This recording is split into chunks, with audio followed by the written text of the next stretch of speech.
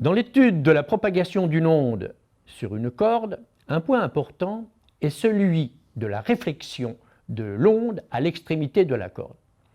Ici, nous sommes dans le cas de l'extrémité fixe. Je vais exciter la corde vers le bas et nous allons regarder ce qui se passe au retour. Nous avons pu constater que l'onde dirigée vers le bas, à l'aller, revient, après réflexion, avec une déformation vers le haut. Il y a donc eu ce que nous dirons changement de signe de la perturbation. Une autre observation que l'on peut réaliser sur ce ressort, c'est de voir ce qui se passe à l'extrémité libre de ce ressort. Je tape sur la première spire et regardons.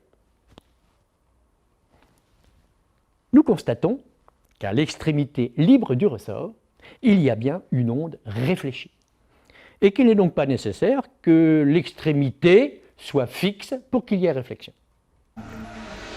Dans l'expérience de la corde verticale à extrémité libre, nous pouvons observer deux phénomènes nouveaux.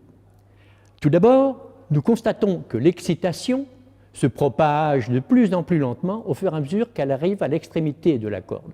D'autre part, nous constatons que la perturbation est réfléchie à l'extrémité de la corde, mais cette fois en gardant le signe de départ, contrairement à ce que nous avons observé dans le cas de la corde à extrémité fixe où il y avait un changement de la perturbation. Générons à la surface de l'eau une onde quasi rectiligne. En arrivant sur ce piquet, sur ce morceau de bois, on constate que cette onde rectiligne est réfléchie, est réémise par ce piquet de bois sous la forme d'une onde circulaire.